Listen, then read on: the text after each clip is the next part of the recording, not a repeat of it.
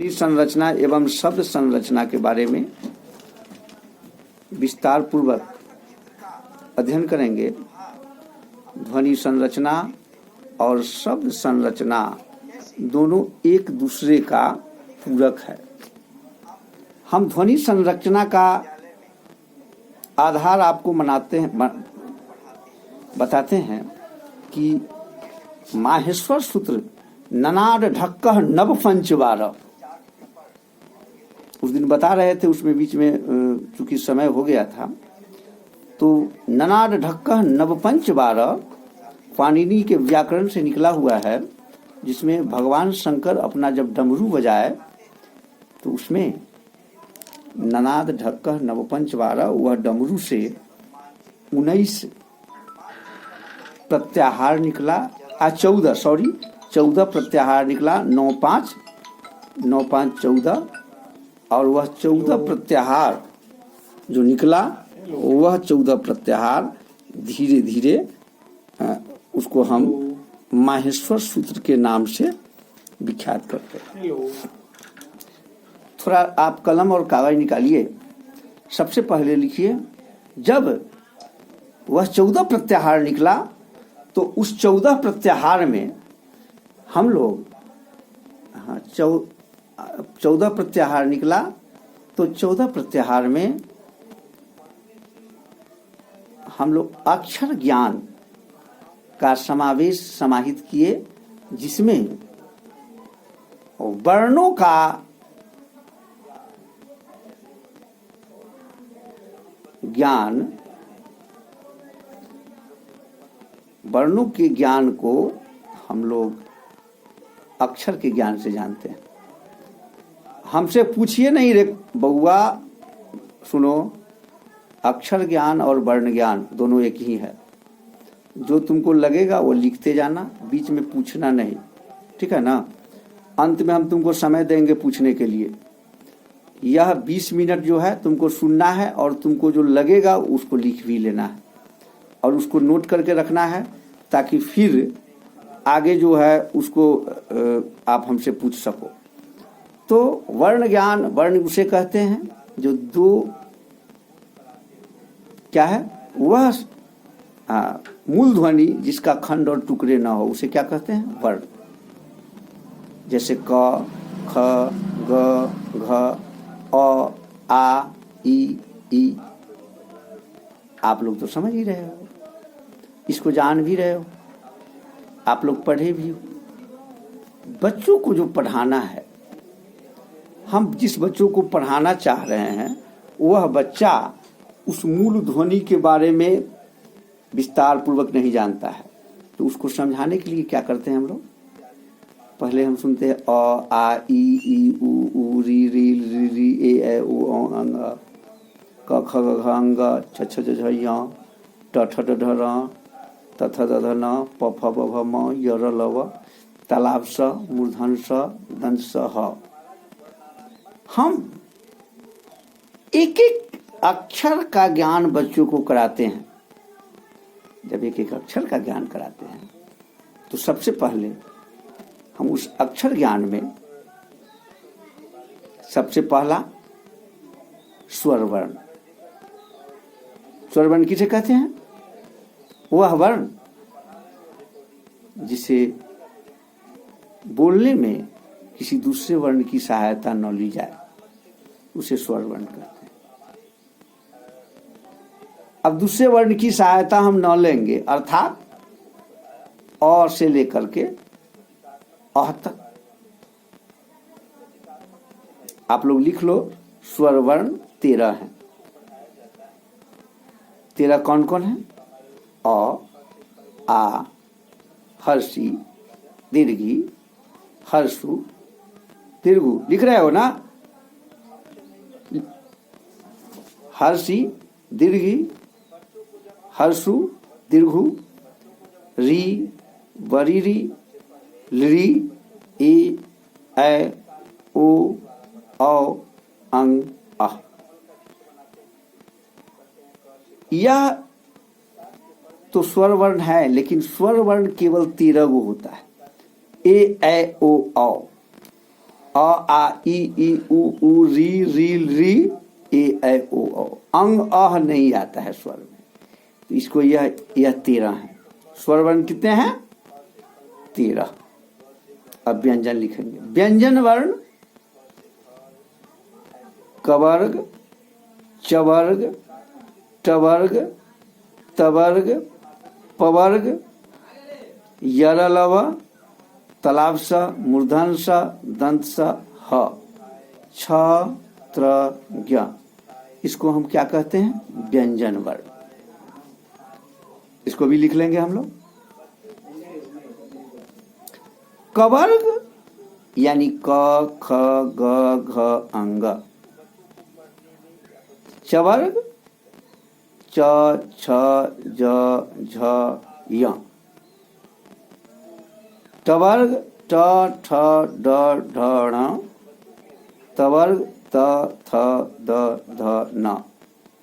पवर्ग प, फ, ब, भ, म। और यर लव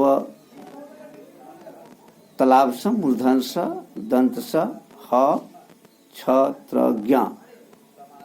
यह सभी व्यंजन वर्ण जो हैं, इसको हम लोग 4 भागों में बांटते हैं। सबसे पहला, जिसको हम लोग स्पर्श कहते हैं। स्पर्श कवर्ग से पवर्ग तक के जितने भी अक्षर हैं वह स्पर्श कहलाते हैं। कवर्ग, चवर्ग, टवर्ग, तवर्ग और पवर्ग यह स्पर्श हैं, और यर लव जो हैं वह अंतस्थ है। और तलाव सा, मूर्धन सा, दंत सा, हा, इसको हम लोग उष्म कहते हैं। उष्म। और छ, त्र, ज्ञ, श्र और या, कभी कभी ढ को भी हम लोग पढ़ लेते हैं। यह 6 जो हैं वो संयुक्त हैं, लेकिन पढ़ाई में केवल और केवल 4 ही, कहीं कहीं तो 3 ही, छत्रज्ञ ही बताया जाता है, श्र भी नहीं बताता है। जिसे हम श्री लिखते हैं वह श्र भी संयुक्त वर्ण में आता है। छत्रज्ञ जो है क और मूर्धन स को मिलाकर 6 बनता है, जिसको क्ष कहते हैं। त्र, त और र मिलाकर बनता है। ज्ञ का ग और य मिलाकर ज्ञ होता है। श्र यानी तालाब स और र मिलाकर श्र होता है। और य को इसलिए हम संयुक्त कहते हैं, य और न को मिलाकर य बनता है, जिसको हम लोगों ने पढ़ा था। अब के ग्रामर में वह मिलता नहीं है, लेकिन हम तो पढ़ा था, तो आप लोग को जरूर बताएंगे। आगे यह समझ लीजिए कि यह जो वर्ण है, वर्ण विन्यास है, जिन वर्ण विन्यासों के पूर्ण योग से संयोगात्मक प्रतिध्वनि का स्पर्श शब्द का निर्माण करता है। अच्छे अच्छे शब्द, अलंकृत शब्द। पूजा सुन रहे हो ना आप? हाँ, तो यह बात आप समझ लो कि आप लोगों को जब बच्चों को पढ़ाना हो, तो उस बच्चों को पढ़ाने के क्रम में सबसे पहले वर्ण ज्ञान देते हैं। और वर्ण ज्ञान जब देते हैं हम, तो वर्ण ज्ञान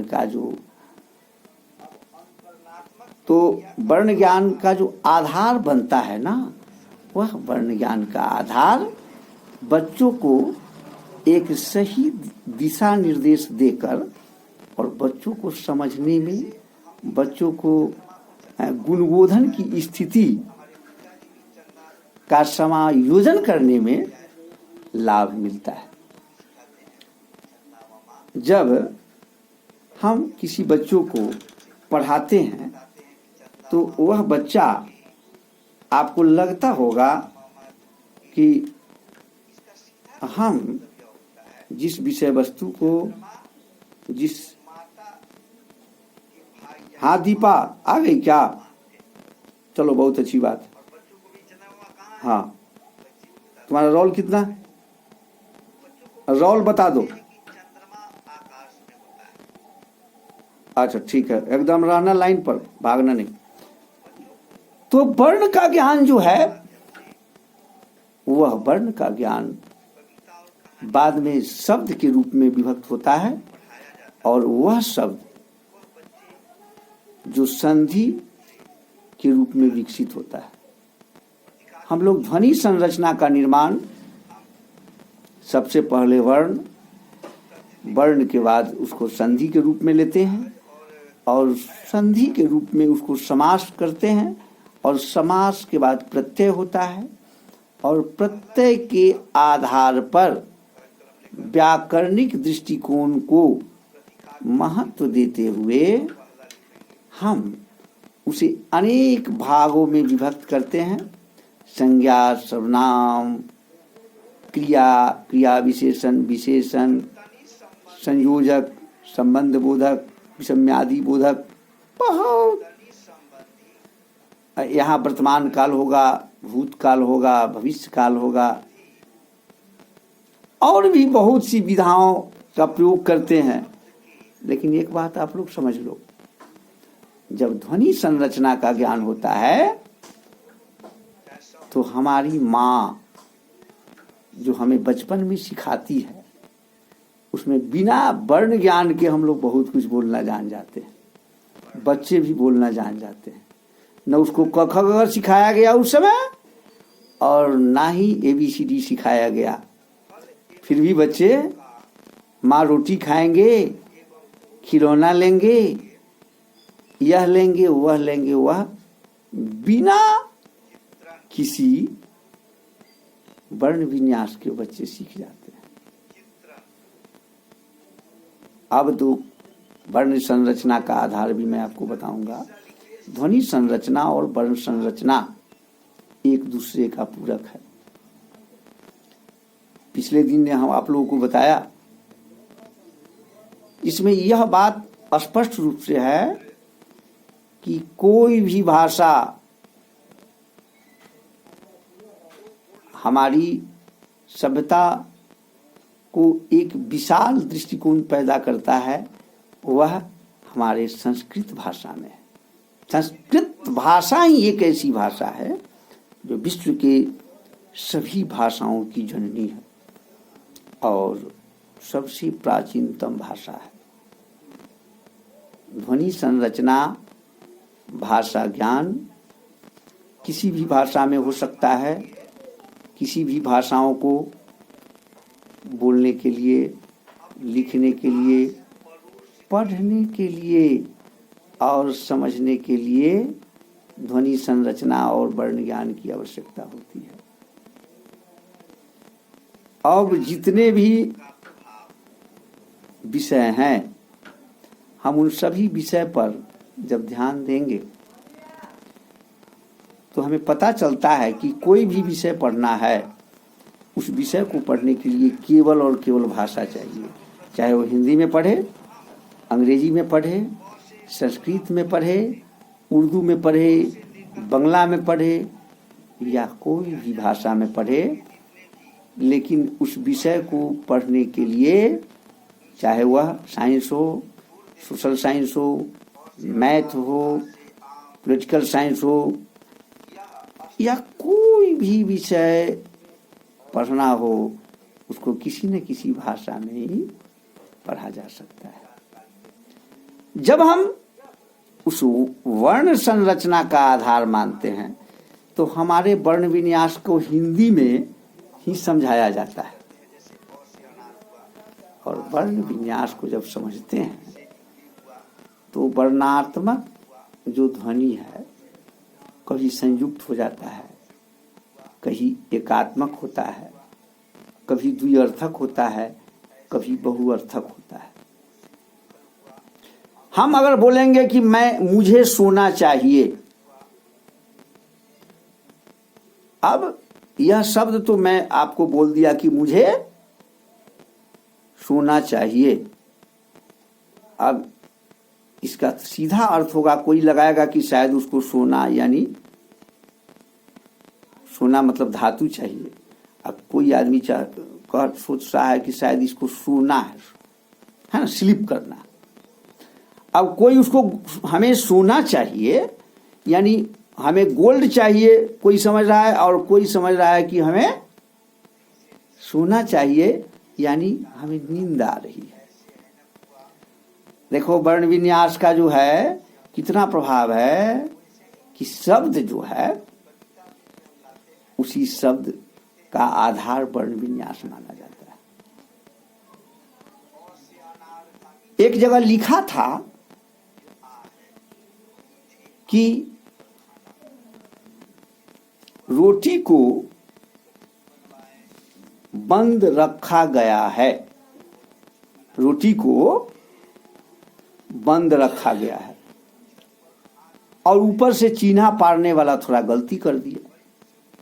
अब रोटी को बंद रखा गया है तो रोटी को बंद र जो है उसको भी जोड़ दिया, आ खाक अलग हो गया, गया है। अब खाने वाला आया तो उसमें उस कागज में लिखा था रोटी को बंद रखा गया है, उसको पढ़ लिया कि रोटी को बंदर खा गया है। हाँ, देखो शब्द संरचना का, एक ध्वनि संरचना का, वर्ण संरचना का अर्थ कभी कभी अनर्थ हो जाता है। हम लोग सोचते भी हैं, हमने उर्दू पढ़ा तो उर्दू में एक जगह लिखा है कि नुक्ता के हेर फेर से खुदा जुदा हो जाते। नुक्ता जानते हो, जिसको हम लोग दशमलव कहते हैं, दशमलव जानते हो ना, पॉइंट ऊपर से नीचे हो गया, खुदा जुदा हो गए। और एक पॉइंट का हेर फेर नीचे से ऊपर या ऊपर से नीचे हो जाएगा तो खुदा का जुदा हो जाएगा, जुदा का खुदा हो जाएगा। इतनी बड़ी गलती हो सकती है। वही नहीं, वर्ण विन्यास का जो प्रभाव है वह सभी भाषाओं में आपको मिलेगा। हम लोग अभी मोम कहते हैं, मोम, हमारी यहां मोम का प्रभाव, मोम मतलब अंग्रेजी में हम उसको पढ़ते हैं तो मोम का सीधा अर्थ होता है मरा हुआ लाश, है ना। डेड से डेड लोग बना दिया। क्या शब्द है, क्या वर्ण विन्यास है। लेकिन जिसका कल्चर और जिसकी विधा जैसी होती है उसको वैसे ढाल देता है। हमारे पूर्वजों ने पिताश्री, माताश्री, पितामह, इन शब्दों का इस्तेमाल किया और इन शब्दों से उस सभी वर्ण और शब्द संरचना को अलंकृत किया जो परिवार में सभ्य समाज का युक्त जन्य यह शब्द देखा जाता है। हमने वर्ण संरचना का आधार केवल क और केवल ABCD से ही नहीं है। वर्ण का संरचना शुद्ध उच्चारण के साथ साथ शुद्ध पढ़ना, समझना और लिखना तो अत्यंत जरूरी है। तो हम लोग इस वर्ण संरचना को अगर ठीक से समझ ले, बच्चों को ठीक से समझा लें तो भविष्य में बच्चे शब्द संरचना को बनाने में कभी गलती नहीं करेंगे। तो आज के लिए हम लोगों ने यह ध्वनि संरचना और वर्ण संरचना का ज्ञान विस्तार पूर्वक पढ़ा, अध्ययन किया और शब्द संरचना के भी बारे में कुछ जान पाया। वर्ण संरचना का ही आधार शब्द संरचना को पूर्ण करता है और वह शब्द अलंकृत होकर विभिन्न तथ्यों का शब्द के रूप में अर्थ स्पष्ट कर देता है। तो यह आम सस्ता नहीं है और यह आम रास्ता नहीं है, यही शब्द है और यही वाक्य है। आम वही है, रास्ता में अगर पेट काट दिया वो सस्ता हो गया। तो शब्द का जो स्वरूप है वो वर्ण की संरचना का आधार स्पष्ट करता है, जिसके द्वारा आदमी एक एक शब्द, एक एक अक्षर का अर्थ समझकर बताकर महान बन जाता है। आज हम लोगों ने बच्चों शब्द, वर्ण और ध्वनि संरचना के बारे में विस्तार पूर्वक अध्ययन किया, और जो कुछ भी पूछना है आप पूछ सकते हो। ओम नमः शिवाय।